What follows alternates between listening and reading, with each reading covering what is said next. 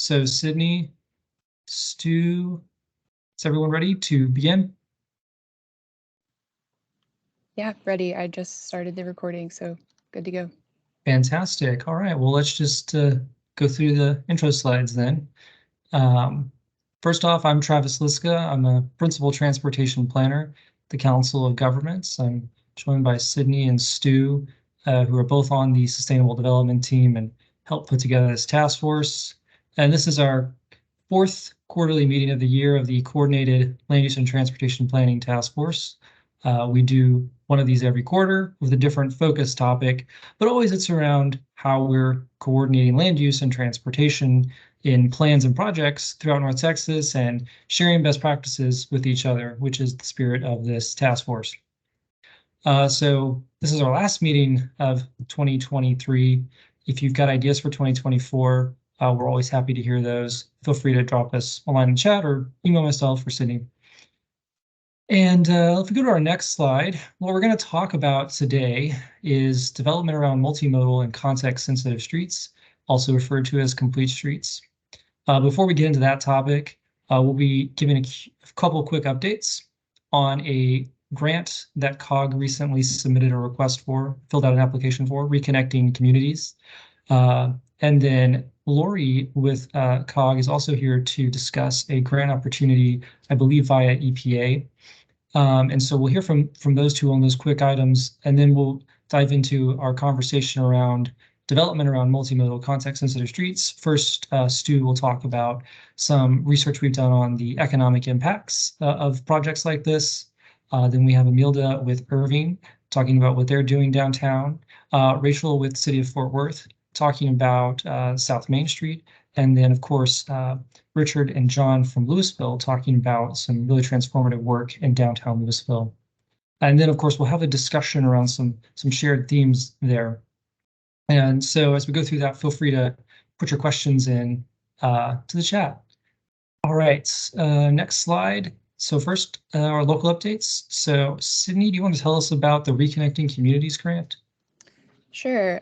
So last month, the Sustainable Development team here at COG submitted an application to the USDOT Reconnecting Communities and Neighborhoods grant. Our request was for $95 million for different transportation-related components for 4 different pedestrian CAP projects. These are also known as DEC parks. And these projects included the Phase 2 of Clyde Warren Park, as well as the Phase 2 of Southern Gateway Park, the Dallas I-30 Canyon Caps project, and the McKinney SH5 inverted cap, or the below-grade plaza. And this is just a map showing where those are kind of in the region. So like I mentioned, there are 3 in Dallas, 1 in McKinney. And these next 2 slides are renderings of what the final products will look like for each of these projects. So on the left-hand side here, you're seeing the Phase 2 of Clyde Warren Park, which includes additional green space and a multi-use venue.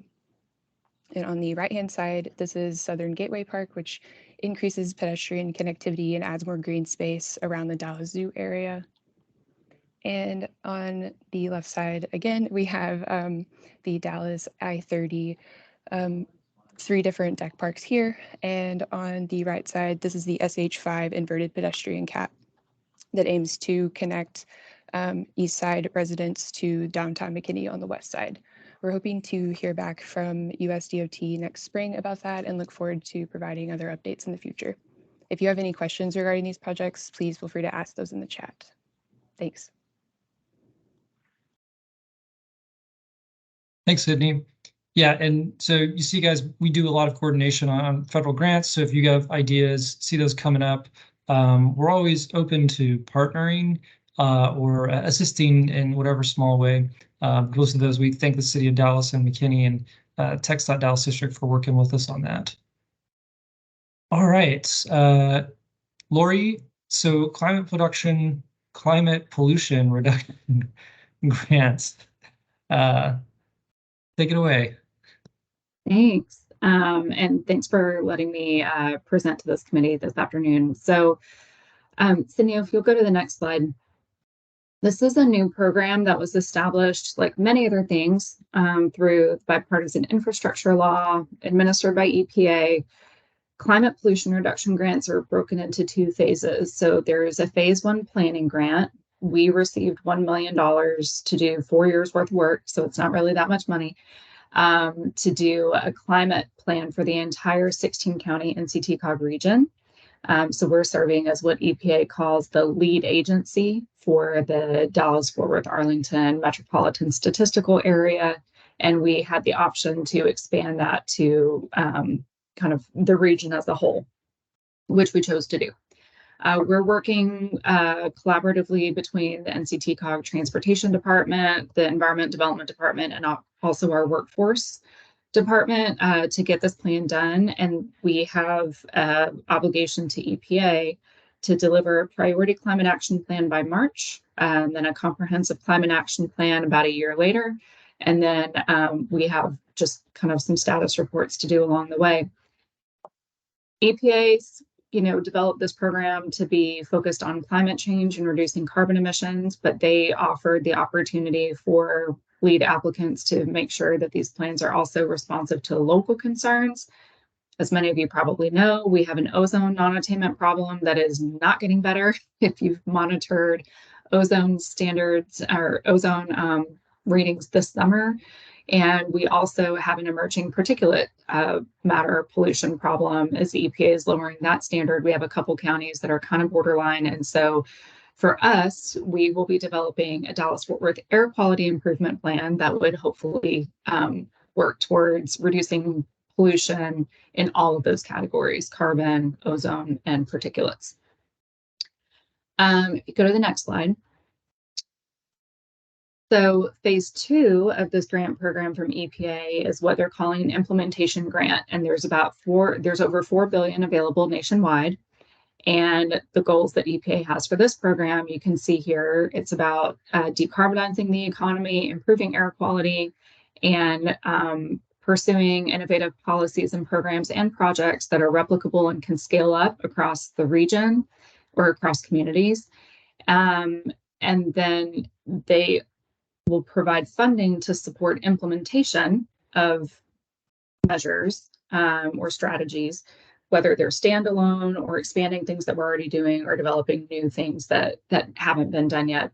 And one of the big things that they're looking for are what are strategies that can't get funding elsewhere? Or that's one of the things that we'll be thinking about is, what are things that the region really wants to do where it always slips through the cracks? And, we have access to a lot of transportation funding. We may have access to solid waste funding through environment development, but certain things have just been problematic and we can't seem to get dollars for them.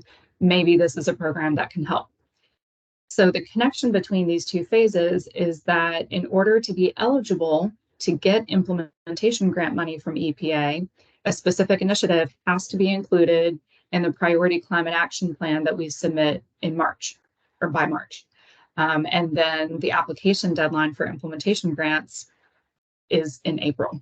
So we are working feverishly in our department to try to wrap our heads around, okay, we need to put together a list of priority strategies that our region is really interested in by March, and then take those measures and turn them around in the space of a month to identify which ones we really need funding for and submit that in an implementation grant application in April, assuming that we apply for the implementation grants for the region as a whole.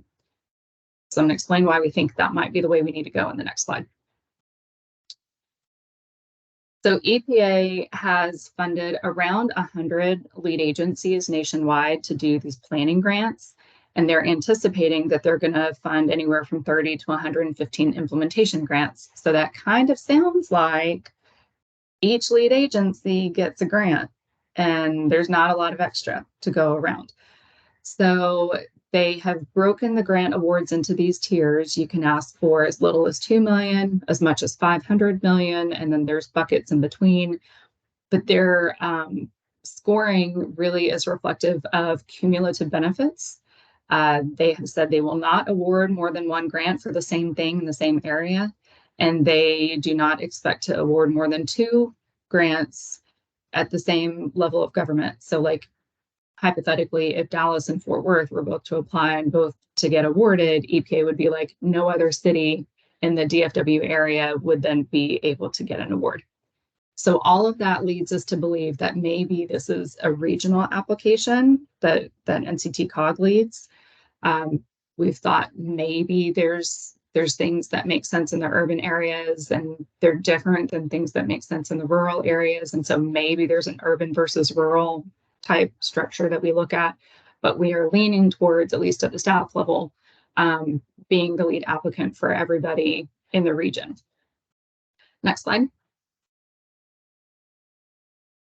So EPA has established this program in a way that makes it very broad.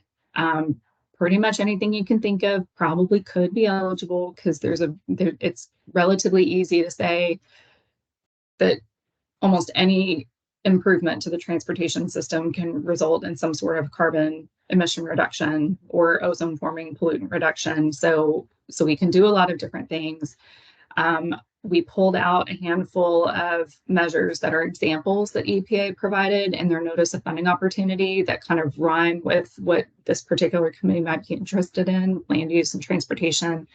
I will flag that carbon removal strategies are eligible here. So things like preserving green space or restoring green space or planting trees, and other, zoning things that then lend towards more energy efficient or lower carbon forms of transportation are also eligible. Some of those things may require capital. Some of those things may not require capital and may be more of a collaborative kind of staff effort. So those are just some examples we wanted to throw out there. Next slide. And then we did have a workshop on the topic of transportation strategies a few weeks ago, and this kind of summarizes some of the things that we heard there, a couple things that y'all might be interested in.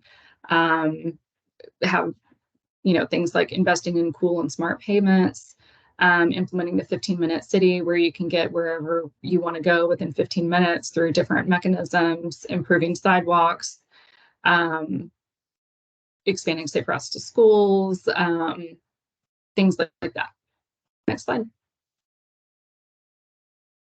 So reason I'm here today, and thank you again to Travis and Sydney for letting me crash y'all's committee meeting on relatively short notice. But we really need input from as many people in the region as we can get input from. We're wanting to know what are those things that you think we should implement that we've never really tried before in the region, either at the local level or at the regional level. What are we already doing that should expand? What is kind of on the chopping block if we can't get money? What has never been able to be funded before, where maybe EPA dollars are kind of this magical funding source, and things that need to be updated. And then also, if you've got opportunities with your own organizations to help spread the word, we've got kind of a communications toolkit that we're in the process of developing so that we can amplify this message through your own organizations and get to residents, because we're also seeking input from the community. So we've got an email address there to send info, and then we are working on a survey feverishly, hoping to have that by the end of October, beginning of November, where you can go through and we'll be able to kind of quantify feedback in a more effective way. Next slide. So here's our timeline. I won't necessarily dwell on this.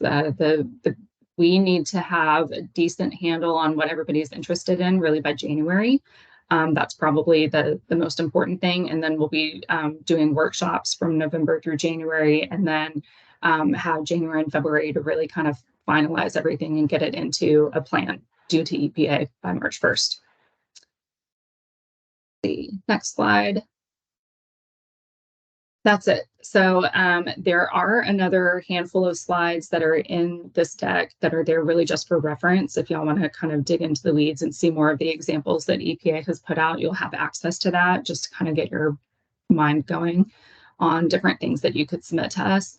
But if you go back a couple slides, I don't know if there's any questions, but I want to just show you all that email address. There you go, where you can send feedback and get a copy of the survey when it gets posted.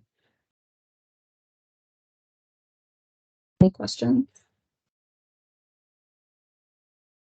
So Lori, the survey's not ready, but I think we can probably help email it out to our contact list on the Land Use Perfect. Task Force. So we'll assist in that way. And just to recap, you're asking cities right now for project ideas that may have an air quality benefit.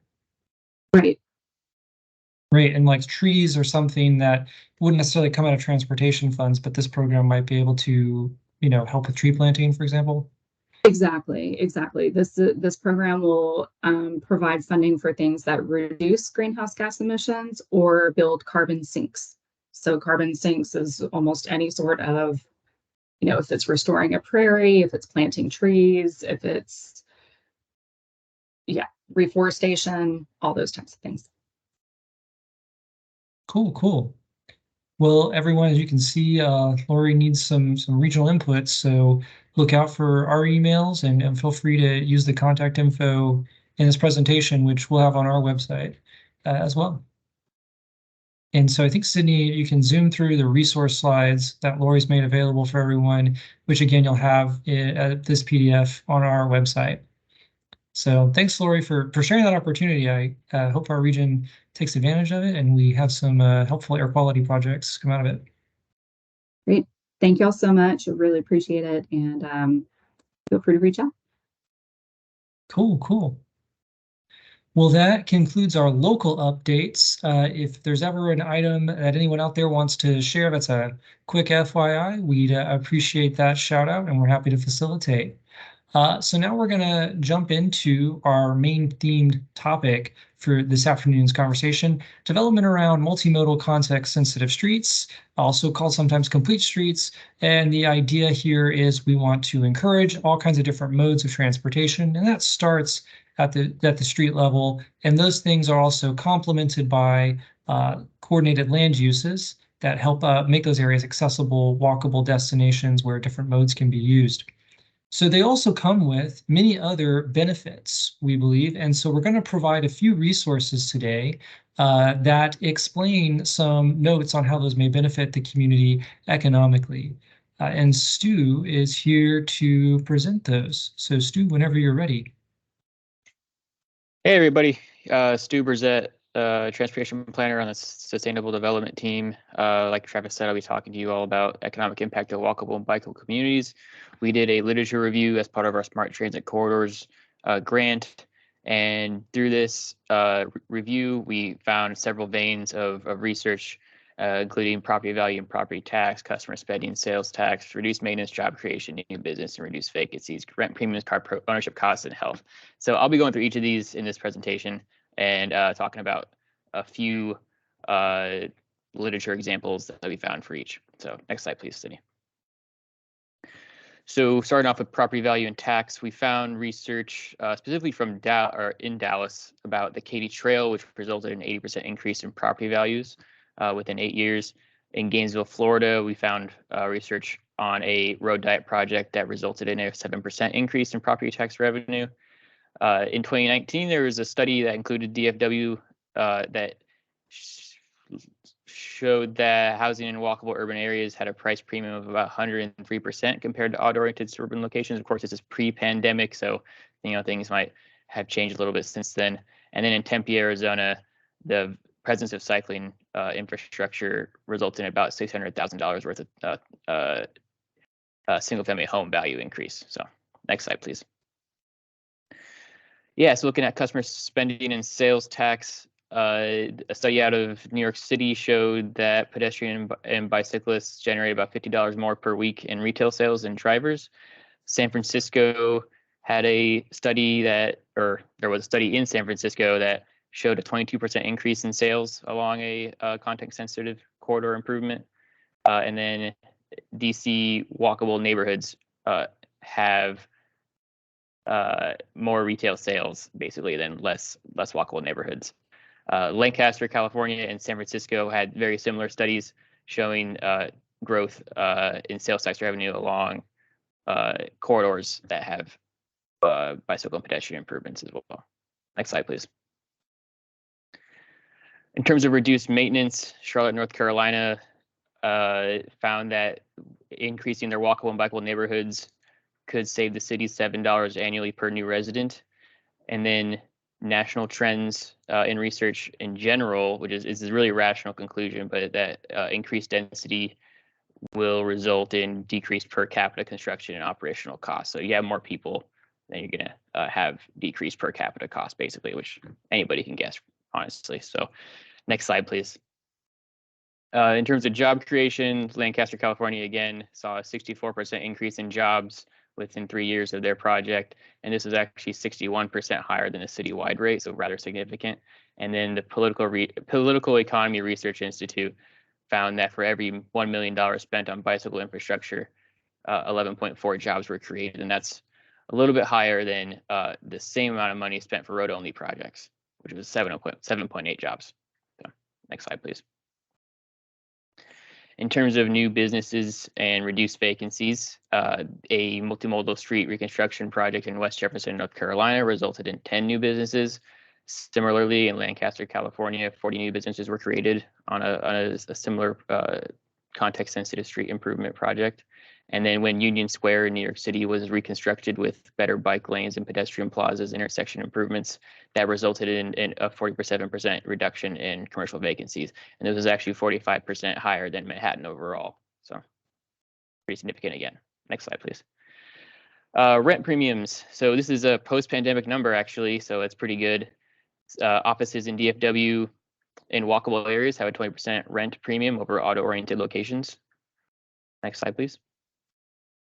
And then obviously, if you can walk less or you can walk more and drive less, car costs, vehicle ownership costs go down.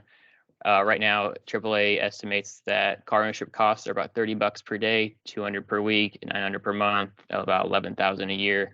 And so creating more walkable neighborhoods or pedestrian infrastructure and bicycle infrastructure can lower car ownership costs for sure. And then if you are biking more, your health is probably better. So healthcare savings in Portland between 91 and 2004 were worth hundreds of millions of dollars. So that can be a good source of cost savings for residents as well. Next slide, please. Yeah, to summarize, there are plenty of economic benefits and positive impacts of multimodal street improvements. And all these ones listed there and I just talked about are all possible benefits to be found in your communities as well. If you're interested in any of the references that we use for this PowerPoint and for our report, the next slide will have all those listed. If you want to read our report, we'll have that posted on the website soon. And with that, I think I'm done, and I'm going to pass it back over to Travis. So thank you, Land Use and Transportation Task Force. Yeah, thanks, Stu. As you can see, that was just sort of a highlight of some stats we found in other reports from around the country at the big picture national level on the potential benefits, and a lot of literature that we've sourced that from, and you're available to go look at those particular documents. That we'll have the report maybe within the next few months. There's still a lot of final edits to be done on that. So we say soon, it's could be still a while. But today we're here to talk about specifically North Texas, and we've highlighted a few examples from the region. We're lucky to have a few cities from North Texas offer to talk about the great projects and the great results that have come from all of them. And the key theme that many of these have in common is they have some element of COG funding that has helped get them going and get at least the infrastructure piece started. And then with that infrastructure, a lot of great walkable development has happened around those streets. So we have 3 cities represented here today, Irving, Fort Worth, and Louisville. We're really pleased that they're willing and able to share their stories. And hopefully you guys can all take away some insights from them. So again, if you have questions for each presenter, feel free to drop those in the chat. We'll just have a couple minutes between each presenter for any clarifications or quick factual questions. And then we'll have time for a panel discussion to kind of get into some deeper thoughts after our 3 presenters share their projects. So first we have Emilda from Irving. Emilda, if you're ready, Tell us about Irving Boulevard and downtown Irving.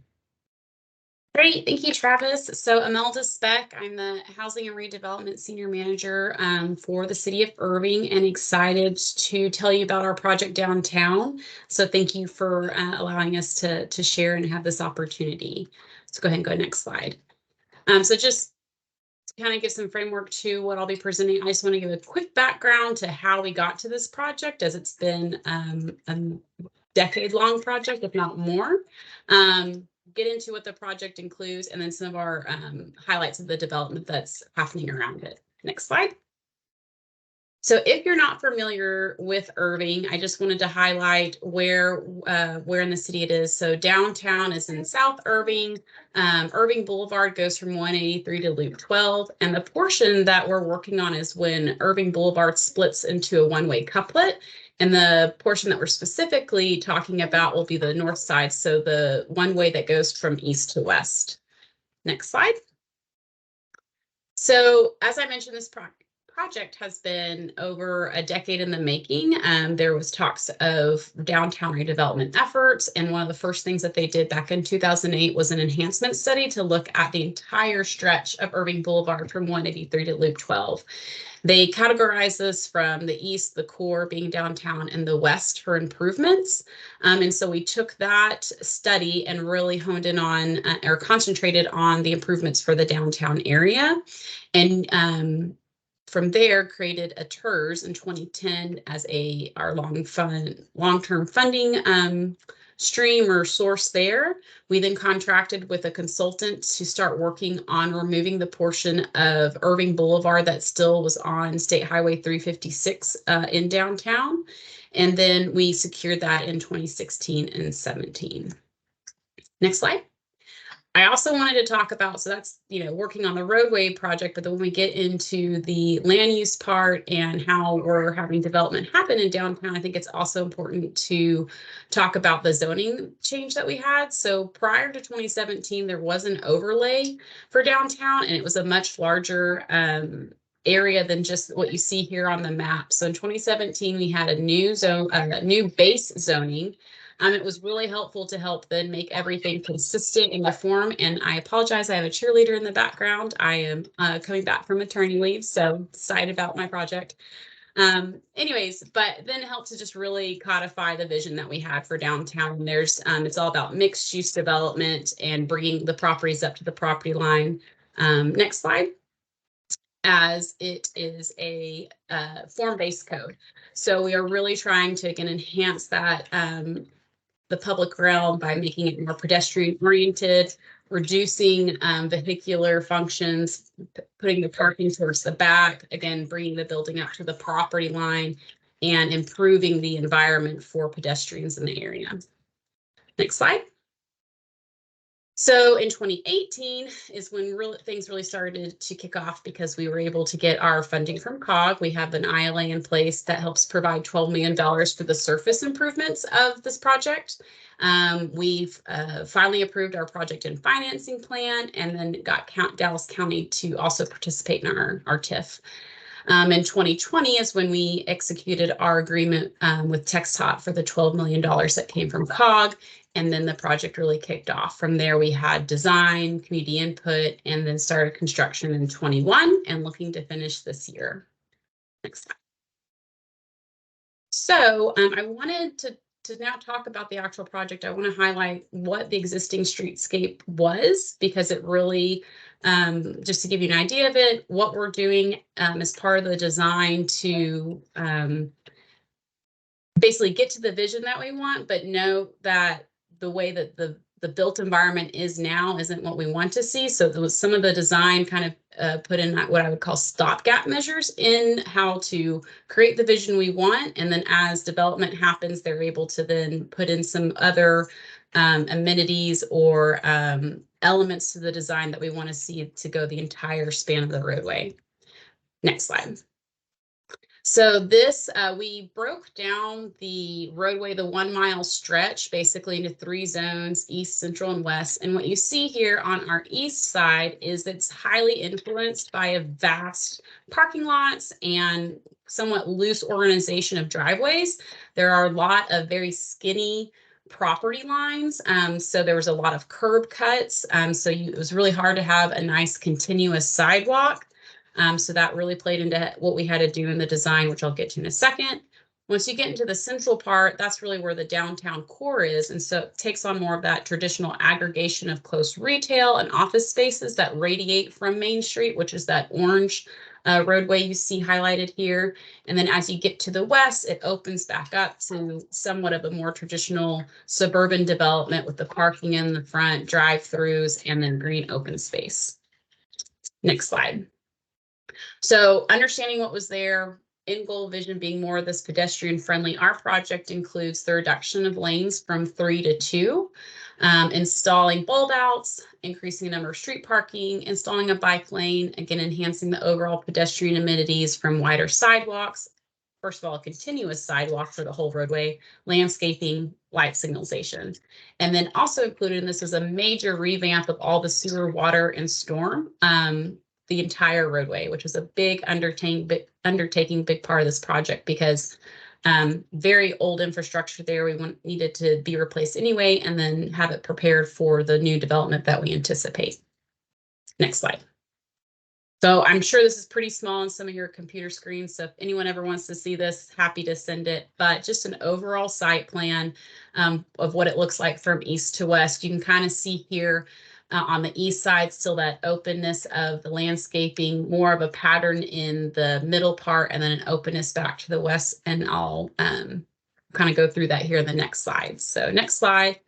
Again, we divided up within our 3 different zones as to how we would address the pedestrian feel and the landscaping for each of the roadway for each zone. Next slide. So the first thing we want to highlight here is we added intersection monuments. And what we mean by this, one, there's an entryway monument here on the east side. So designating you are entering downtown. This was one important element. And then the 3 other intersections were enhanced intersections, mainly because they are, first of all, Main Street. So that's a big hub for activity. Britton is another major thoroughfare through the Irving Boulevard intersection. And then O'Connor is what connects South Irving to North Irving. So we wanted to have these 3 intersections have an enhancement to them in their design. Next slide. Other way. Thank you. The second part was is focusing on that downtown core. Again, it has that more traditional feel, more aggregation of the retail businesses, and the buildings are actually up on the property line versus on the east and west side. So really paying attention to how we did the sidewalks there, a patterned street trees as a visual cue, and then other urban amenities. And then next slide. So then this is kind of a scoped in version of that. You can see the pattern here of the street trees lining the sidewalks, and then on the intersections, what that looks like, kind of creating this hierarchy, if you will. You'll see the bike lane is on the north side here. Street lights, again, all patterned, and then wider sidewalks. Next slide. The third and fourth element for our enhancements, or the west and east and west zone planting. So again, since the current built environment is much more of a suburban type development, the buildings aren't where we want them to be with our zoning. This was a more organic planting pattern. So there's not as, it takes on a different feel, but still adds this green space and something aesthetically pleasing to view as you're walking along and driving along the street. And then that bike lane going from Strickland all the way to O'Connor to add again another multimodal aspect to the design. Next slide. The other part in regards to the design, which we'll see in some of the renderings, is this circular form. So our consultants helped us to really take into what's already there in the built environment. And we have a lot of public projects that were already on the ground. Millennium Park, Veterans Memorial, Centennial Park, and Heritage all had some sort of circular design, whether it was a walkway. We're almost basically doing something very similar. It's not a fountain, but same sort of design in the circular pattern. If you're looking down aerially as Millennium Fountain, and then also repeating the types of material used in a specific stone. Next slide. So taking kind of each stone just so you can see what it looks like on the roadway. Over here on the left, that's at Millennium Fountain. So we are repeating that stone material throughout the roadway. We're having those totem poles is kind of what we're calling them at the enhanced intersection of Britton here. And then if you were to look down, it'll kind of have something similar to the lower, that lower step down picture that you see there on the east entryway. And then we'll have also meandering, kind of meandering seat walls that take on that pattern of going up and down with the same stone material. Here also our right-of-way was much smaller, so we only had 60 feet. So originally we were hoping to at least get one side of on-street parking. But because of the current built environment, all those curb cuts that I talked about or mentioned of the businesses, and again, we're anticipating someone will come in, probably aggregate that, totally change the development that's there. What we decided to do was use that extra right of way to create a more enhanced landscape on the north side as you're coming around the bend of the curb. So that's what you're seeing aesthetically as you turn, as you're driving along on the roadway there. Next slide. Once you get into the downtown core, it widens up. So we're able to have two more rows, then able to have the 2 rows of on-street parking, wider sidewalks, and then again, just more of a street, a patterned street line of trees and landscaping. Next slide. Then it opens up on the west side. Once we get to O'Connor, it becomes 2 turn lanes to both the south and north because this is a major intersection. And then it goes back to the 2 lanes to tie back into when the couplet comes back together on the west side. And then so you'll just see street lines, pattern the street lights, and then again some low meandering seating walls. Next slide. So here I'm going to just take you through the rendering. So this is coming from the east. That's that circular monument that will be there to let you designate you're coming into downtown. Next slide. This is the east side where you'll see that wider landscaped row along the north side curve and that low meandering wall. Next slide. This is what the enhanced intersections look like. So again, taking that circular form pattern and having it in the middle of the intersection. Slide. This is at Britton, those tall totem poles, enhanced intersection here again to tie to the west side Millennium Fountain, continuing that aesthetic pattern of material and form. Next slide. This is the downtown core. So again, the 2 lanes, on-street parking and bike lane, and then a patterned tree line along the roadway. Next slide. And then the Main Street intersection, so the hub of downtown. Next slide.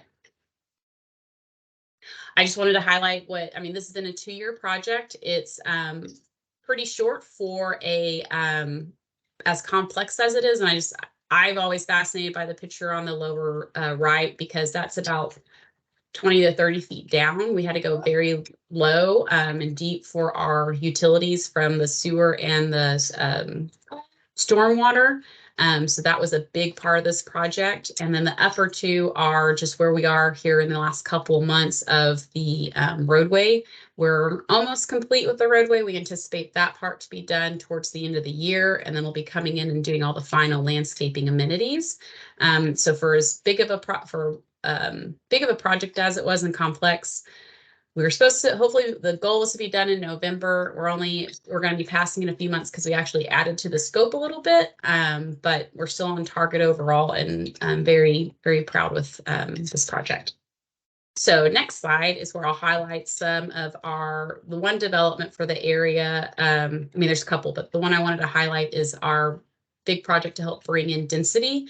So we're working with a developer for property A and B. It's our property A is a former lumber yard. It's been a vacant site. We're looking at putting in residential here and then more of a mixed use on property B. Next slide. And this is right in the downtown core. So a 4-story residential multifamily with a cafe. And then once that's complete, it will include a 3-story, we call them a live, work, play loft, but the upstairs will be 18 residential units with the retail on the bottom. So that, well, the multifamily in the back is just mainly pure residential to help add to improve the market, add density to then bring on more development in the future. The real mixed use, if you will, comes to play with that phase B that's right on Irving Boulevard, bringing that building up to the property line. So we're really excited for that. Next slide. And this is a rendering of phase 1. Next slide. And this is just to show total the implementation of our vision, the total investment into the area since 2015. I say I use 2015, even though this particular project didn't happen until recently. It's been in the works, and 2015 was really when we started to work towards this is happening. So the property owners, businesses understood that we had other public improvements happening in the area. So seeing close to $110 million of private and public, and 60% of that 110 is private dollars coming into downtown. So that's it.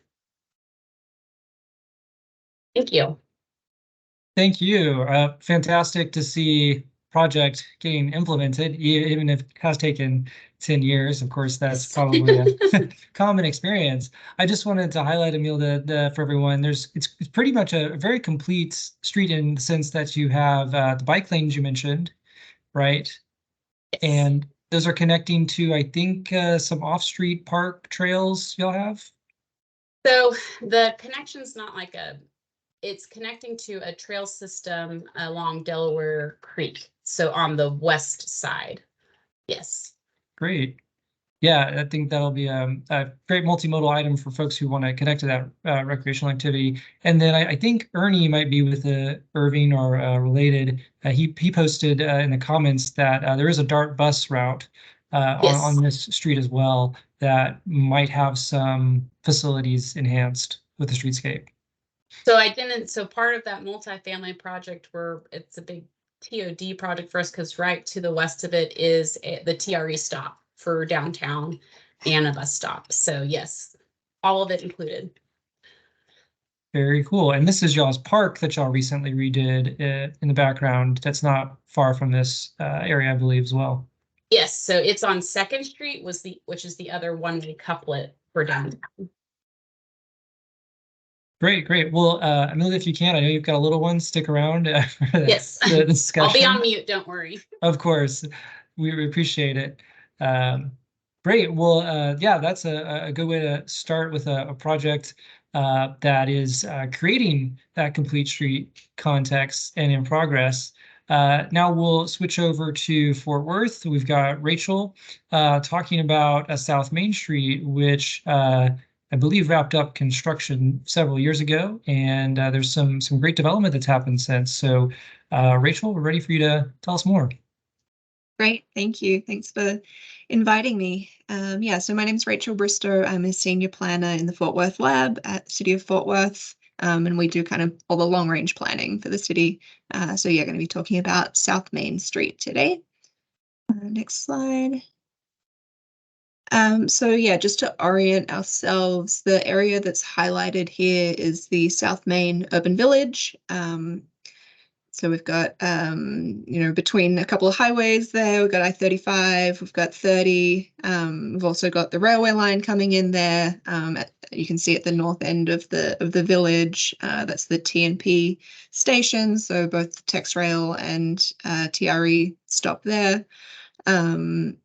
And so South Main is one of our urban villages. There's 17 urban villages in Fort Worth, and these were all designated in the early 2000s with a goal of revitalizing commercial centers in the central city. And to do that, we sort of had three main strategies: mixed use zoning, form-based codes, trying to create sort of higher densities, more walkable neighborhoods.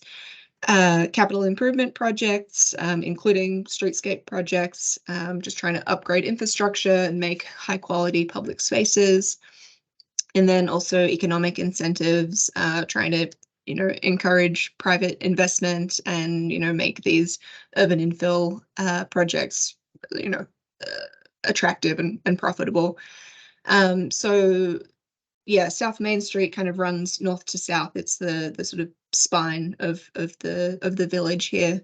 So if we go into the next slide, similarly, we've got the diagram showing the streetscape work. And so this was all completed sort of 2015 to 2017, from South Main Street, from Vickery in the north to Magnolia Avenue in the south.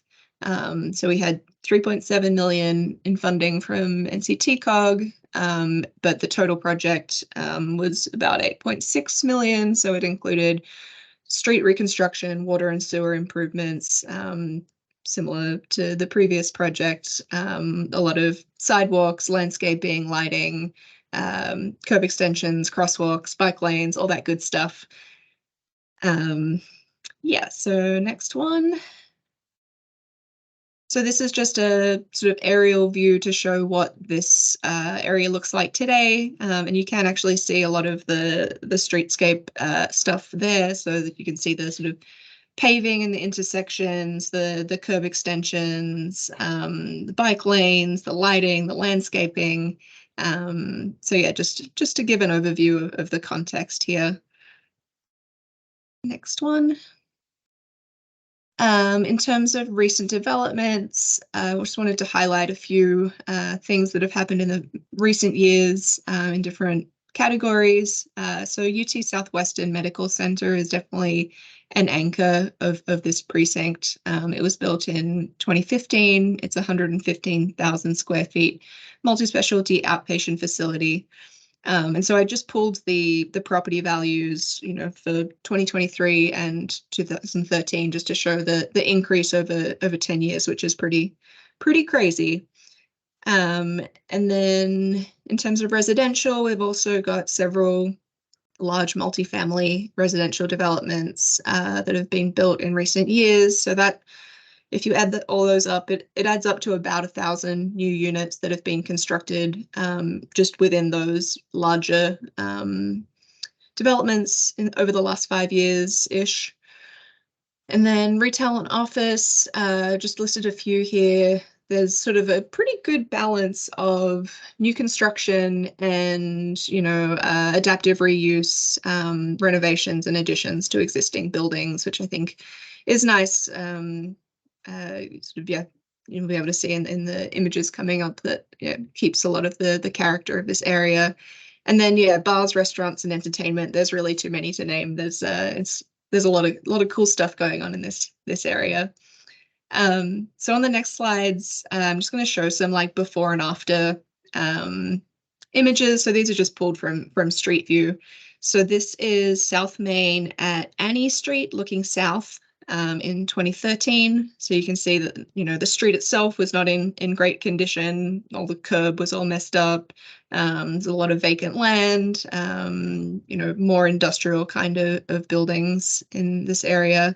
And then if we go to the next one, this is that same intersection today. So you can see the results of the streetscape work, obviously with the wider sidewalks, the paving, bike lanes. You've got some public art there, landscaping, lighting. So the big building on the right is the medical center that I mentioned.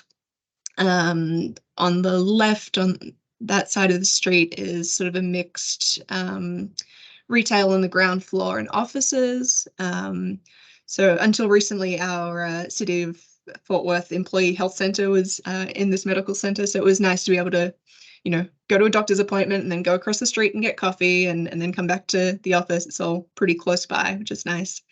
And you can also see in the background one of the residential developments, which is Bottle House on Main, and that involved adaptive reuse of an existing Coca-Cola bottling plant building and then a new residential building sort of built around that. Next one. This is South Main at Daggett Street, looking west in 2013. Again, you know, sort of commercial, industrial kind of development at that time. Both of those, I think, were a flag manufacturing company. And then on the next slide, it's the same intersection. So yeah, those buildings are still there, but they're now both bars and restaurants. You can see again the streetscape, you know, making it a much more pleasant place to walk around and safer as well with the lighting and crosswalks and everything. And then in the background, you can see some of those new residential developments. I think the one on the right was built in 2020, and obviously the one on the left is under construction, but I think there's about 500 units just in those two that you can see there, which are obviously in a great location, really walkable, you know, close to the railway line. You can walk to into downtown from there as well. So yeah, next one. So yeah, this is further south on South Main at the corner of Luda Street, looking north, 2013. I thought it was interesting here that the bike lanes were already there in 2013, but if you go to the next slide, they feel much safer with all the rest of the work that was done. The sort of complete streets, like I would feel much more comfortable riding a bike on this street than, you know, 10 years ago. And so again, this is an existing building on the left that sort of has been converted to have retail on the ground floor, offices above. We've got some residential in the background. But there's also, like, you can see on the right, there's still a few buildings along South Main that aren't being used, that are vacant. Like, there's still a lot of opportunity for, you know, new stuff to happen here. Next one. So yeah, this one's more recent. This is 2018. So you can see that all the streetscape work was already completed at this time. But the buildings were vacant in 2018. And if we go to the next one, in 2020, they've all been, you know, renovated and they're active. A couple of bars, tattoo place, sort of a local retail, you know, selling all kinds of Fort Worth merch. It's a really cool little place to shop and walk around. Okay, so next. So yeah, I just wanted to hit on a couple of trends that we've seen in this area. So this one is property value per acre, and you can see that, you know, it was fairly, you know, low up until about 2016, and then has had sort of a meteoric rise since then, which is really great. And then the next one is sort of similar chart, but for building permits. So you can definitely see a little uptick there as well in the same time period. And I included a link on here. We do have this data for all of our urban villages. So if you want to look at that and dig into what those numbers look like, you can compare, you know, South Main Street to West 7th or Magnolia or different areas and see how they compare to each other. It's quite interesting. Next one. And then these ones are kind of 3D maps that we've put together to try and show the change in property value per square foot in the urban village and the sort of quarter mile surrounding context. So this is 2006, so around the time that the village was designated, and it's all kind of pretty low across the board. Some of the high points in the orange are a couple of churches and schools. And then if you go to the next one, that shows the most recent property values that we have from last year. So it's, you know, it's a huge increase in almost all of those areas, both in the village and surrounding. So some of those high points there are those new residential developments, the medical center, things like that. Next one. And then this chart, again, is just showing the median property value increase, both in the village and in the surrounding area. So it's pretty significant. So this definitely like seems to back up the stuff that was talked about at the beginning of the you know, economic benefits of this kind of multimodal streets and context sensitive. Yeah. Next slide. So we also just included some demographic trends showing that, you know, the population has shot up, the number of housing units has shot up. Next one. Number of jobs, similarly. Wanted to highlight that within the urban village, we do have a larger proportion of people working in management, business, science, and arts occupations, as well as service occupations compared to Fort Worth as a whole. Next one. And this highlight got kind of messed up, but it was meant to show that the sort of age bracket from 20 to 44, there's definitely, you know, a higher proportion of people in that age range living within South Main Urban Village than Fort Worth as a whole. And I really love this stat on the right that, you know, people who live in the South Main Urban Village who commute to work, 15% of them do so via walking, taking the bike, or public transit, compared to like 2% in Fort Worth as a whole. So I think that really speaks to the success of this urban village and just generally of creating these, you know, mixed use, higher density, walkable, bikeable places. Yeah, so I think that's about it. Yeah, so keys to success. You know, this has been a very long process. The Urban Village program kind of started in the early 2000s, so it's like 20 years plus at this point.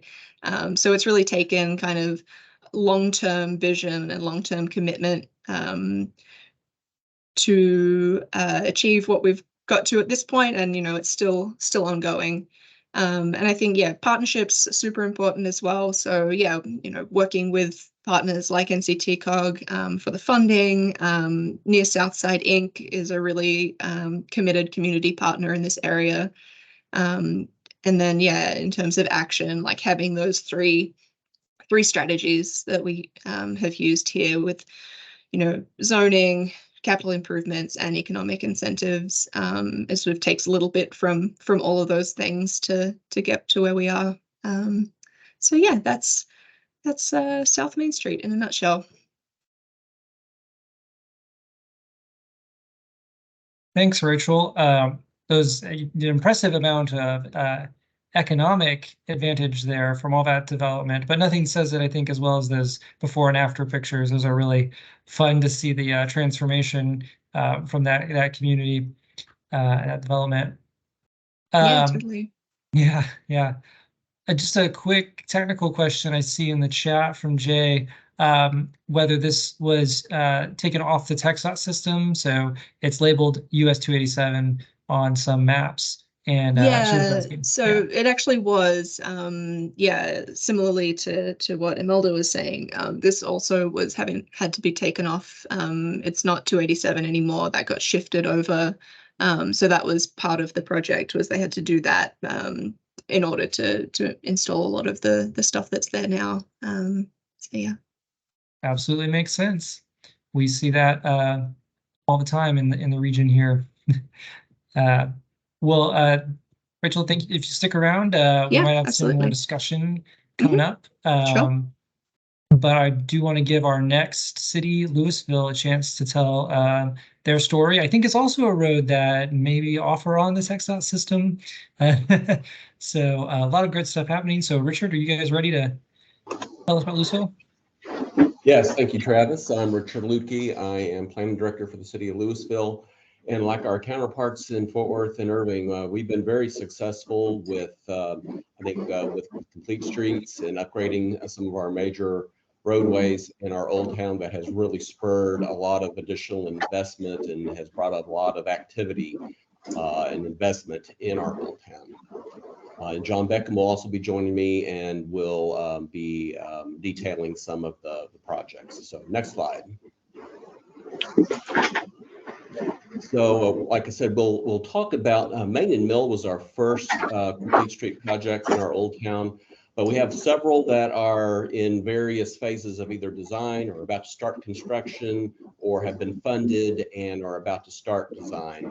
And then we're going to talk about some of the major projects that have come into being over just these last few years. It's really transforming our old town. And then we'll end the presentation with an image from our Old Town Master Plan update, which was just adopted by our City Council this Monday night. Next slide. So with that, I will go ahead and turn it over to John Beckham. Yeah, thanks, Richard. So we had a very successful complete street project here in our Old Town that we're going to get into here in a second. But the success of that project really allowed streetscape projects and complete streets just to bleed out to the entire city of Louisville. And this paved the way for an updated complete streets policy that just got adopted by City Council about around this time last year.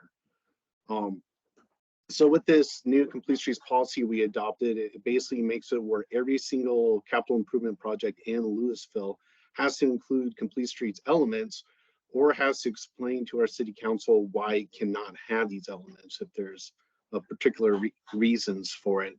It also makes it where we have to report performance measures on our roadways where we're serving more than just automobile traffic. Kind of in line with this complete streets policy, we also recently updated our unified development code, and this just made updated our sidewalk standards throughout the entire city, where it's just a base 5 feet even in our residential areas. We now require pedestrian pass-throughs on cul-de-sacs. Any block that's greater than 800 feet now needs to have pedestrian pass-throughs. So with the success of the project we're about to get into, it kind of really is changing the future for all over the city of Louisville. Next slide, please. So this is the project I was alluding to. This is our Main and Mill Complete Street project. It was completed in 2021, funded with the TOD grant. And this really impacted the major thoroughfares through Louisville's Old Town area. Right here, you're looking into our core area, our core Old Town area. Next slide, please. So this is basically just looking to from where we just took that picture. A lot of these pictures are a little outdated. When we get into the new projects, they're actually taking place to where right now you're seeing vacant fields or some older areas have been redeveloped since these pictures were taken just in 2021. And if I may interrupt, sorry. The beige building that you see on the far corner to the left, that was the original Huffine Chevrolet building from 1924. It had been used many years as an automotive repair shop. And with all the improvements in our old town, it was purchased by a group called Sparrow, and it's kind of a mixed use. They have their offices there. They hold events. I believe they are primarily a nonprofit. They have a small retail shop there, and they had to do a lot of cleaning from where the tire shop was, but they've completely restored that building, and now are really a major attraction for our old town. And they host quite a few events throughout the week.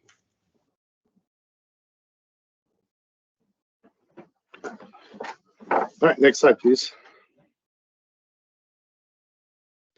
So this is looking down our Mill Street, and actually this portion of the streetscape project no longer exists because of redevelopment efforts. We have a project coming in this area, and then this portion is going to be reconstructed.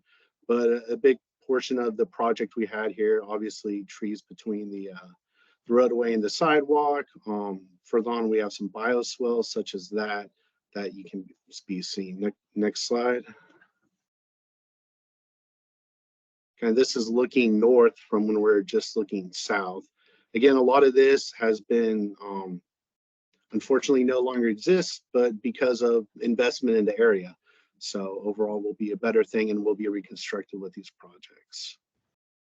And just to give everyone a little bit of context, Main Street is our main artery going east and west through our old town. It's actually the eastbound component of a couplet that was constructed when it was still on system, but as soon as it was completed, it was taken off system, so that I think the city did some pedestrian improvements about 20 years ago.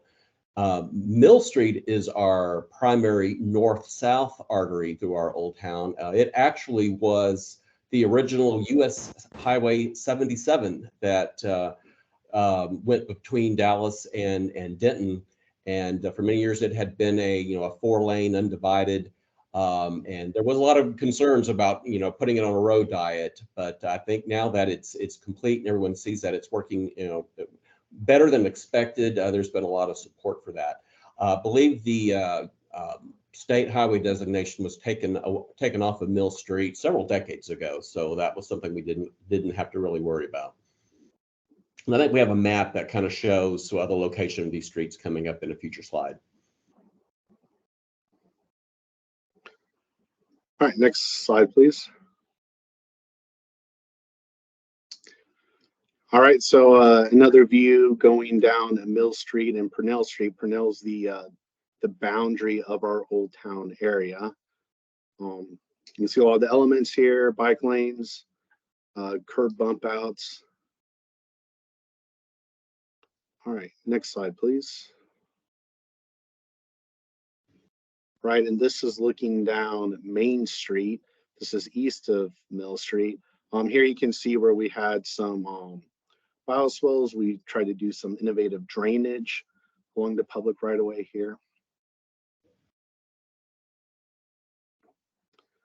Next slide, please.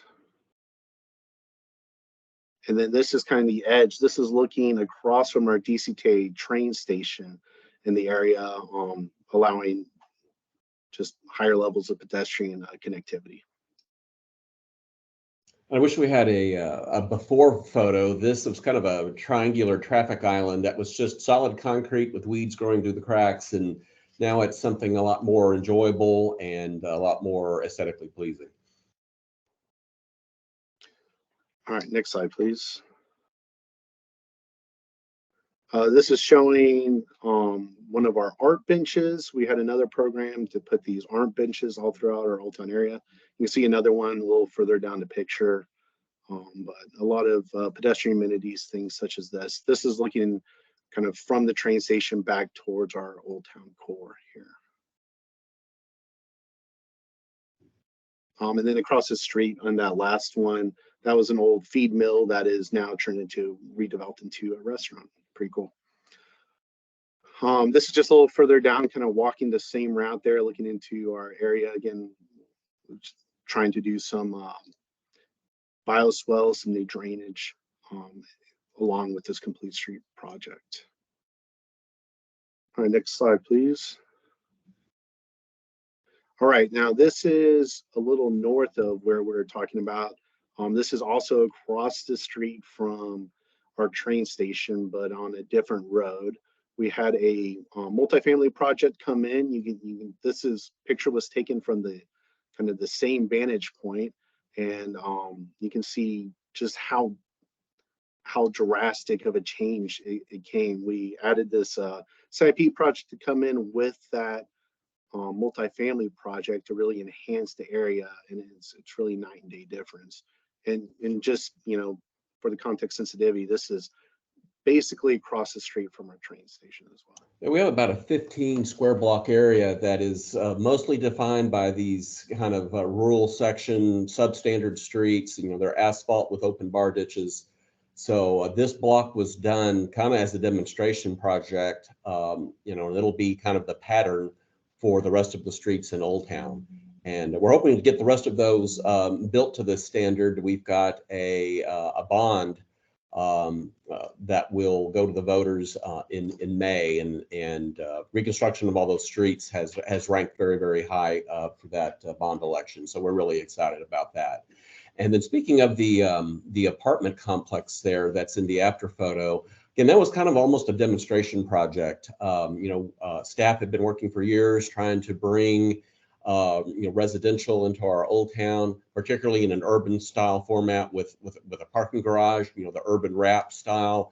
And there was no market comparisons. And so this property, which is just west of our rail station, was a likely candidate for development. And so the city purchased it and kind of as land banking, so that the city could negotiate with a developer, so that the end result would be the type of development that we really wanted to see, and to demonstrate that yes, it can be done. And it was a very successful demonstration project.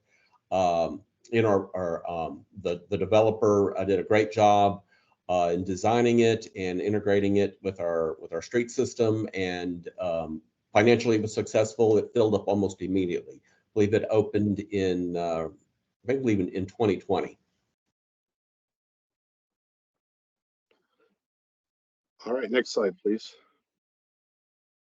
So this is one of our upcoming complete streets. The design has been finished, and we're now in the right-of-way acquisition portion of the project. If you look at the bottom image, the kind of the second road that's going north-south, that is that Leonard, the street we were just looking at. So this is kind of coming from the train station down into our urban core. Just one of our new complete streetscaping projects that's going to be happening here soon. This will be adding a lot of on-street parking, tree islands, where really we didn't have anything like that before. All right, next slide, please. All right, so this is a map of kind of all of the active, well, it's not actually all of the active streetscaping projects we have in our Old Town area. The green line, that's the Main and Mill. That's been really the focus of this presentation. The Mill is the north-south, and the Main Street's the east-west.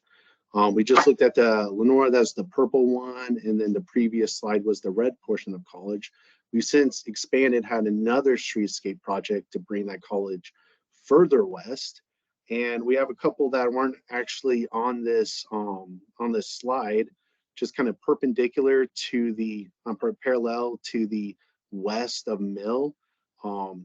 That street is, we're doing a streetscape project there, and then a small another small streetscape project in our Elm Street that's just south of our Old Town core area. So a lot happening, and a lot of this is just directly because of that success of our Main and Mill Complete Street project. Do you have anything to add there, Richard? No, like I said, it's kind of a three-pronged approach. The capital improvements with the street improvements and infrastructure improvements, along with economic incentives and partnerships with landowners, and like I said, just negotiating deals to get things done. So it hasn't been easy, but it's been very successful, and it's been really fun watching the Old Town area really continue to evolve. So the aerial we're looking at, it's maybe 3 or 4 months old. But you can see a lot of construction that's happening in this area. The train station's directly north of kind of the key here, and there's the apartment we looked at just east of that. But then north of that apartment, we have a lot of construction at the Main and Mill intersection, a lot of construction as well as further south. So a lot of projects that we're going to go over to here next. All right, next slide, please. So this is the station at Old Town. This is the one that was off of the Leonard Street that we showed that complete street project here. This was really the first successful multifamily project we had. It was a wrap. It was completed in 2021. Right now it's 100% leased, about a $40 million investment for the city. So this is kind of the first big development project since we completed that streetscaping project that was finished. And this project really led the way, and several other ones lined up right behind it. All right, next slide, please. All right, here's the Main and Mill lofts. When we were first looking at the Main and Mill streetscaping project, we were looking at the intersections that these pictures were taking from. Just took these pictures a couple days ago. So this is right by our Old Town core. It's a multifamily project that's on two sides of the road. It's been a huge investment. It's a mixed use. There's going to be retail on the bottom, a parking garage component that includes 175 public parking spaces as well to help with a lot of the events we have in Old Town Louisville. It looks like the building A is just finishing up with construction, but the building B, that's the one on the bottom picture. But it's really been moving. Yeah, I believe I've heard that they expect to complete construction sometime in spring of 24. So it is coming along quite well. All right, next slide. This is the mill at Old Town. This used to be a former drywall wholesale distributor and was redeveloped into a multifamily project. 213 units. The big thing with this is it's including a pocket park on the northern end of this development, and it is currently under construction. Little funny story as a sidebar on this one. My very first day on the job in 2015, as I was driving to work that morning, I drove up to this intersection when the drywall distributor was there. And there were about 8 to 10 18-wheelers kind of lined up on Mill Street and on Purnell, kind of waiting to get into the site. And there's at that time, there was an elementary school about 1 block to the west. So there were children kind of scurrying and ducking around the 18-wheelers. And I was just absolutely horrified. Not a very safe situation. And so I was very glad to hear that, that we were going to be working on that. But and it did take quite a while. We had a very obstinate landowner. The tenant, the drywall folks were willing to work with us, and we were able to get them relocated with an economic incentive, and had lined up the developer that ultimately built the project. But because of all these efforts, Louisville ISD built a brand new elementary school immediately south across Purnell Street, knowing that the dangerous element of all the 18-wheelers coming and going all day was going to be removed from the site. So not only did the city make a big investment and the developer, but so did the school district. So it's really just been a win-win situation all the way around.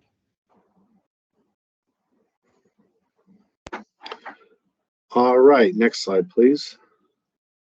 So this is Whitlow. This is directly across the street from the station at Old Town, the kind of the first project we went over. Fairly large, 3-building, 420 multifamily units. Been a huge investment. It's currently under construction. But again, this is catty corner from our train station here in Old Town. So you can see the on the bottom picture, that's just across the tracks from it. One of the interesting things about this project, we were able to negotiate with the developer, and on this eastern end closest to the station, they'll be providing 23,000 square feet of retail ready. And we realize there's not really a market there now, but we feel in the future there's going to be a huge market demand for retail and restaurants. Since we really only have 2 major crossings of our tracks from the platform on the eastern side of the rail. And then, of course, our historic Main Street, historic Old Town is about 5 blocks to the west. So, we're expecting a lot of additional foot traffic in this area, and we'll really think that a retail market will arrive sooner than later. All right, next slide, please. So this is the deck on Main, also under construction. This is actually in our Old Town core, so it's a little east of Mill Street. So this is going to be a 3-story commercial building with a restaurant, office, And kind of cool thing about this is the Wayne Ferguson Plaza. We have a lot of concerts and events in our Old Town area, so it's going to have a deck overlooking that that park space. So looking forward to this being finished. But as you can see, it's still in the early stages of construction right now. So that was all the development projects go over. But one thing to note is every single one of these came after the completion of that Main and Mill project, streetscape project. And there's even another project that's we didn't have any images of that kind of came out of nowhere. It really surprised us. About 3 blocks west of our historic Old Town core, we had a land purchase by a multifamily developer. It's about, I believe, about a 3-acre site. It's was formerly the headquarters for Louisville ISD, and they had sold it to a company called Prototype IT, who had renovated it about 2 or 3 years ago. And that property was purchased and will be a 350 unit urban style wrap with a parking garage with no incentives. So it's just coming in on its own. And so we're very, very excited about that. So that's going to really start scattering, concentrations of new residents kind of, really in all points surrounding our historic, historic core of our Old Town. So again, I think when you add all of those up, that's about 1,150 new units that are coming online. A lot of our restaurants and retail shop owners are very, very excited about that infusion. We really feel like that's really going to be the tip of the iceberg and is really going to jumpstart additional investment and new businesses in our Old Town. So I'm going to say a quick fun fact about this Deck on Main project that others might find interesting is in this area in our Old Town Louisville, we had the vernacular style commercial where they were just built right next to each other over time. Well, when they're demolishing the building that used to be on this corner, they found an old mural of an old barber shop that was still a legible mural that when they demolished the building. So with the construction of this, they're going to put kind of I guess like a plexiglass over it inside the building, so you can still see that old mural that kind of had been saved from time there. Anyway, next slide. I'll let you talk about this, Richard. Yes, this is kind of an illustrative plan from our master plan update. We went through a very extensive TOD planning process. That plan was adopted in 2010. It really kind of set the tone for the type of development that we wanted. And like I said, that's really kind of where the plan came together for more walkable streets, more urban densities, really creating an urban village kind of anchored by our historic Main Street Old Town and the rail station. And in 2017, we did kind of an update that kind of included a market analysis and looked at opportunity, different parcels within the study area to kind of analyze, where we could likely see additional development. And so we did an update of that. We started in 2021, and as I said, it was just completed. It took some time because we did add an infrastructure study component, and we do have quite a bit of infrastructure that we are going to have to invest in. Particularly on the east side of the rail station. That area is currently mostly industrial, contractor storage yards, concrete batch plants. It's not a very pretty area. It's actually a pretty scary area. But things are starting to turn around. We are going to have to make a major investment in sanitary sewer over in that area. Luckily, the water supply is in fairly good shape. But we will have to kind of recreate a grid system. And a lot of the streets that you see in that area are kind of following property lines. We just have a zoning change for about 17 acres on the eastern side of the DCTA station for about 600 units. And half of those units will be affordable workforce housing. So we're very excited about that. We feel like that's really going to be the spark for the eastern side of our TOD. The western side is well on its way with the infusion of new development. And we may be seeing even more kind of south central. You see a large area there, kind of at the bottom middle of the study area, you know, that has the buildings in yellow. That's multifamily and senior housing. Then you see kind of a central park, and then the brown buildings are townhomes.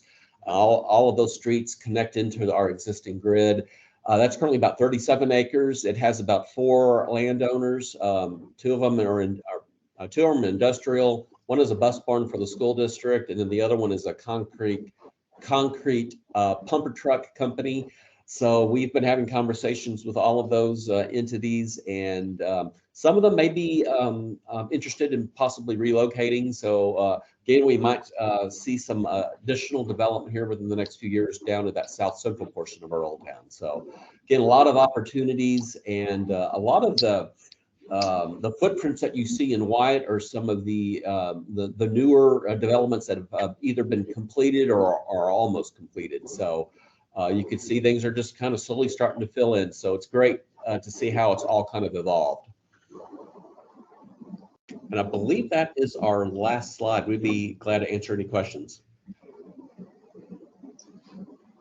Well, thanks, John, Richard. Yeah, very exciting to see that transformation, over 1,000 new units just in the past few years. Really taking advantage of that complete street project y'all put in. And did I hear Richard correctly? Y'all are going for bond funds this coming year to continue to build out more streetscapes. Is that correct? Yes. In that Old Town area? Great. Yeah. Yes, that's kind of that northeastern, the older streets and that street grid would be, like I said, a high priority project for our bond election. Fantastic. Well, we do have one sort of technical question that I think is also a question for everyone in the chat. Jay's asking about cities planning for reconstructions. I think that come with new development. So you're obviously building these streetscapes out, and then we have these big developments come in. And so in Louisville, are you guys having them reconstruct the streetscape, or how are those developments blending seamlessly in with that streetscape that was previously built? It's kind of a combination of all the above. You know, like I said, we're using city funds, like bond funds when we can. We do have a TERS zone that covers our Old Town area, so that is another funding source that we may use. We're using economic development agreements with some of the developers where they will be building some of the infrastructure within their site or on their perimeter, and the city will reimburse them for a certain percentage. So we're looking at, you know, any type of innovative tool that we can to get the infrastructure built. We understand that we'll probably have to build some of it, you know, incrementally and in phases. And our Public Works Department is working with their modeling consultant to make sure all these phases come together seamlessly without any hiccups. So it's a lot of balls in the air and a lot of detail, a lot of negotiations, but like I said, it's definitely worth it. And it's just been exciting seeing all of this unfold in a fairly quick, a short period of time. So specifically with the Middle Old Town project, where kind of that existing complete street was completely demolished, the reason for that was really just due to that nature of that development. It had a pocket park, so we wanted to make sure that the streetscape was, you know, leading to that better. And then it was really just to add a lot more on-street parking there than we originally had in the original design. But that's the only major change from the existing complete streets that I could think of. Great. Well, Jay, did you want to elaborate on that question? I'm not sure if I captured that correctly. I think Richard and John did a good job responding to the specific cases in Louisville. Is there anything else that needs to be captured in that question? No, I think the main issue is really about making sure that we can anticipate new development to the extent that it's possible, because there's going to be unknowns, and then you may have to reconstruct, but maybe there's a way you can phase in, especially for future blocks where you're going to see a lot of new redevelopment. and work with developers to install those streetscape improvements as new development comes in. So that way the city doesn't end up building a lot of infrastructure and nothing happens, or they have to rebuild it, which is a waste of public funds. Yeah, I've seen some cases where the reconstructed streetscape and the new building don't quite mesh, and there's some physical differences there. I know with Irving, I don't know if Amilda's still with us, that it was the mention of bus improvements coming with a particular private development. So it sounds like y'all have been coordinating, at least with that developer, on modifying the streetscape as the private development happens. Is that correct? For Irving, Yeah. we haven't, so the bus improvements, I think was the gentleman Ernie was talking about, but what I was saying with our, but what I was noting is that multifamily project was to help basically have that TOD development that that we are wanting. And I was just commenting that, yes, we do have a DART station there. It's not just for buses, but also the TRE stop to add to the multimodal development that's there. So we don't have anyone doing street improvements as part of their project yet. But what we do anticipate and hope for, as especially on the eastern portion of Irving Boulevard, basically everything east of Britain, where we had more of the vast parking lots or surface lots, a lot of head-in parking, and then the skinny property lines where there's a bunch of the cutouts. We are anticipating, we know there's several properties that are owned by one property owner right now, and he's already anticipating at some point in time, selling those. He's aggregated the properties, anticipating redevelopment.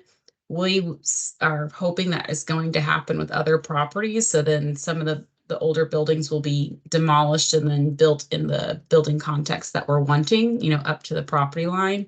And at that point, I think there will be opportunity for us to kind of relook at how that larger landscape is that we did on the east side, because we weren't able to do, we have a continuous sidewalk there, but there are more curb cuts than we would want to see. So we would want to start closing those up. And that's where I think we'll see working with a future developer on improvements to the roadway there. But there's nothing like it shall be this or what it would look like yet written, just because we're still just completing the first street. Right, still some flexibility. Yeah. Makes sense. Yeah, Rachel, anything to add from the Fort Worth perspective on South Main Street? Lots of new development there. And I know a lot of it's taking advantage of that great streetscape. Is there any sort of plans for where it may need to be modified to accommodate new development? Not that I'm aware of.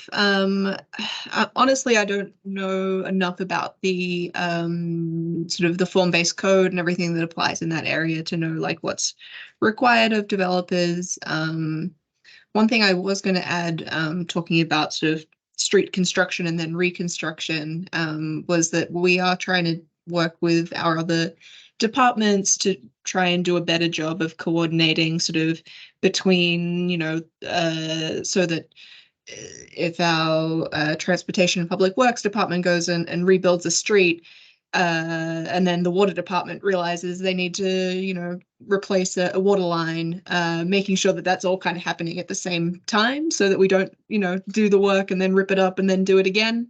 Trying to better coordinate sort of within the city to sort of use those funds more efficiently, and also just kind of prioritize projects in the areas that need them most. That's sort of a project that our department is working on at the moment. Great, makes sense to keep people talking and make sure the right hand and left hand know what each other are doing Exactly. when it comes to those developments. Well, Jay, thanks for that question. I think that is a very good thing for everyone to think about as these streetscapes are being redone. I want to invite everyone else on the call to feel free to unmute and ask a question if you've got one, or drop it in the chat. That's great too. Do our panelists have any questions for each other?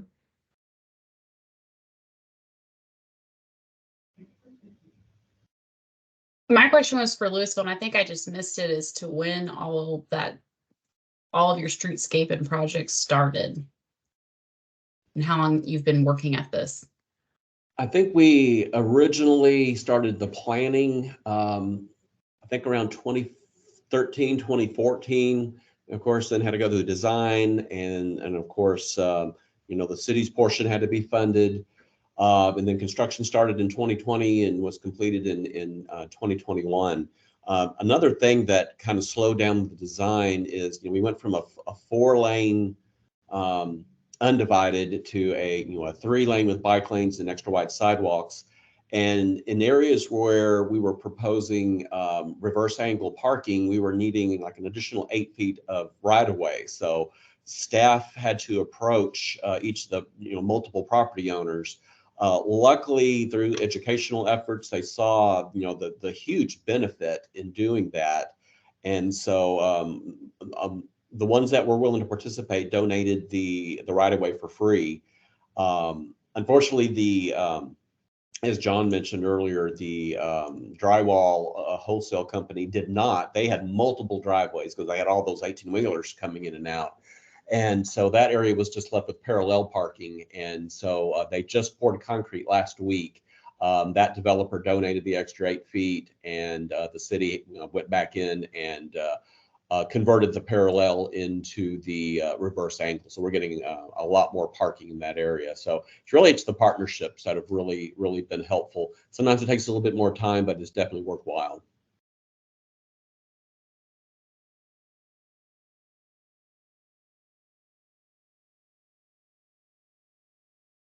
Okay, I have one question that I'm curious about that I think some of you touched on in different ways.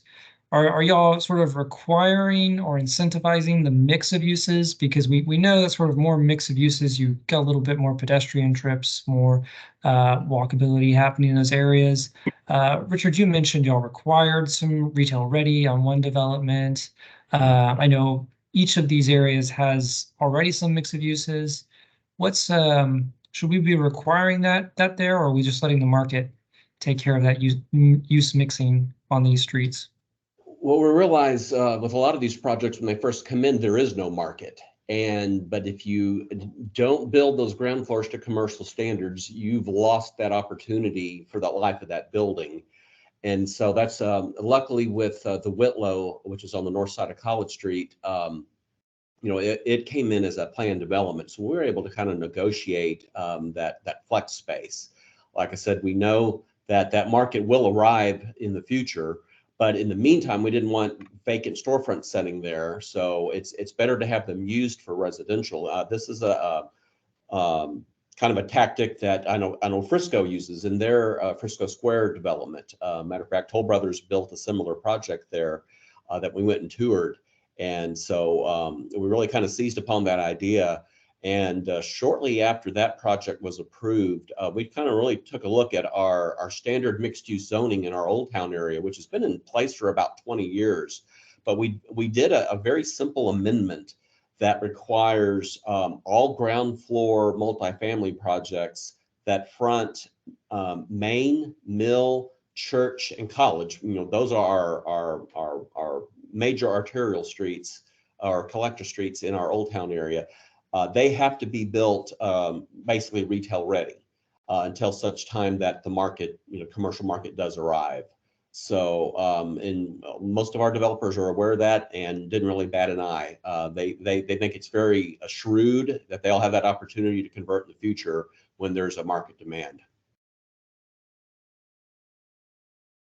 I can add for Irving, our base zoning, we have on certain streets, the multifamily has to have the certain height to be, I think 13 feet. So it's a similar thing where we're requiring it in the zoning. So that way there's the option there. I don't know if we have the exact same language, but I think the intention is there. We could probably sharpen it up some, but that's the idea of for the look. And those are on the main arterial streets for downtown. But just on the multifamily part, I don't believe any of, like, if we were to have a townhome, for example, we would require that same height. But we have been encouraging that. We have a project I did not highlight was we recent, because it was on 2nd Street, which is the other one-way couplet. They did a mixed use, mixed rate townhome project. So 4 of the units were built purposely to be some sort of business on the bottom, but the whole district is mixed use. So the other townhomes could potentially convert, but there were 4 that were, I'd say, retail ready, in the sense that, and we have someone doing a hairstylist to a traditional like insurance business. Another one's going to be selling cake supplies. So the only thing that did not go in there was something like that would need a grease trap, but other type of business to be ready there. But that was working with the developer because we owned that property and conveyed it to them. So our strategy, another one of our strategies, is try to acquire property downtown, so that way we can ensure we're getting the development that we want as part of our development agreements. So that's one of the other things we're doing. Because you have to give and take on those negotiations when they're coming in and technically building something that's allowed by your zoning, but you're wanting them to push the envelope in an untested market. So.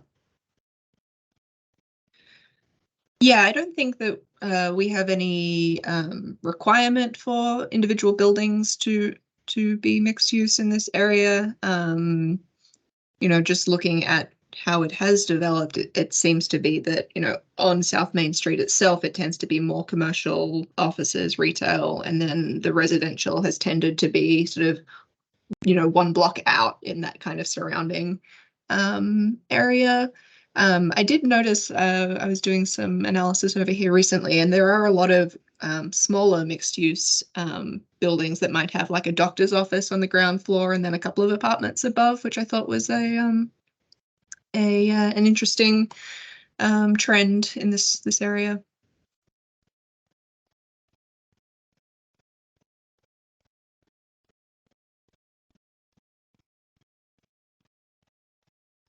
Yeah, thanks guys for going through the detailed cases in each of y'all's communities.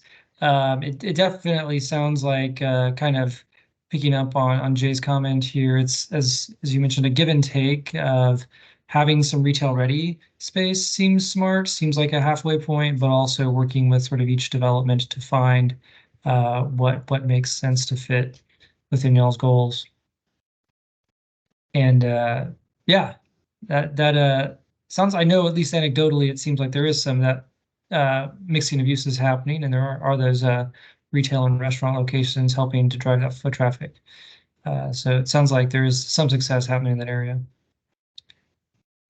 Well, we're getting close to sort of the end of our time. I just wanted to offer our panelists a chance to add, what's your one sort of takeaway to your peer cities based on your experience in these particular projects?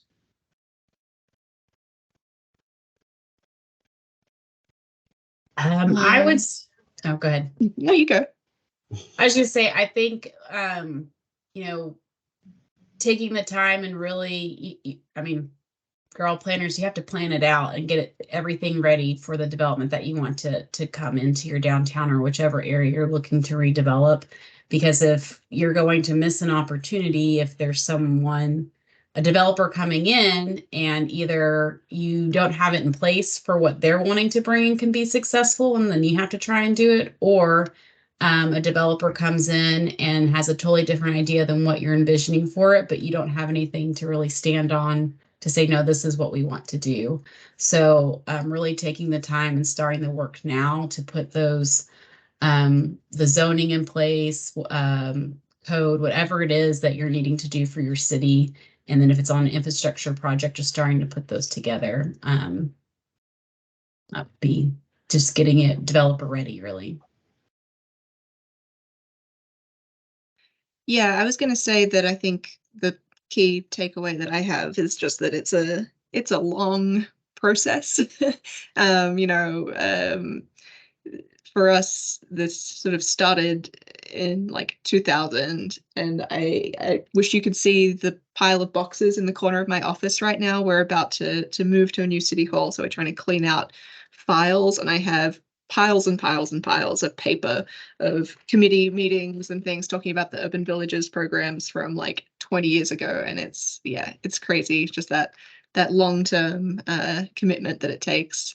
And then also just I guess the benefits aren't just limited to the immediate area, but it does flow out to the surrounding context as well. That's something that we've really seen in this area. And for Louisville, I would say the main takeaway is just, start with a plan, get buy-in from your stakeholders, your existing businesses, your existing residents, and then use every tool that you have in your toolbox. There's a lot of tools out there. We've used just about every single one of them. And it's, we've been in the same boat. It's been probably about 25 years that we've really started, realized that we had a gem of an old town, but it was, it was boarded up and abandoned and pretty scary. And just in that time period, we kept, taking small bites of that elephant over time, and it's really evolved into a really special place, and we're really proud of it.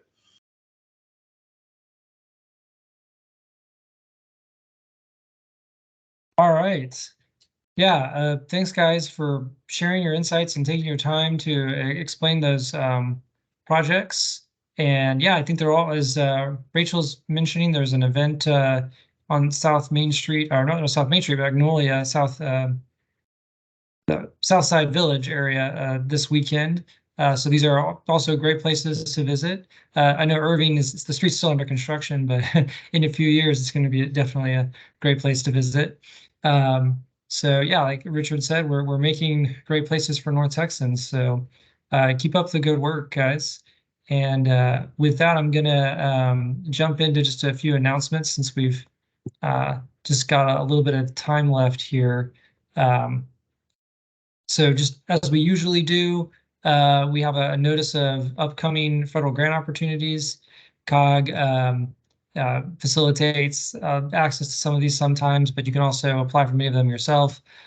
So we'll have this in our PDF that'll be available on our website for everyone to look at their leisure. So if you're interested in those, definitely pursue those opportunities. And if you want to work with us, feel free to reach out. I think we also have some additional items that came to our attention recently. There is a federal grant for zoning reform. See if I can find that link. It's a HUD program. And I think, Stu, if you could post a link into the chat for everyone.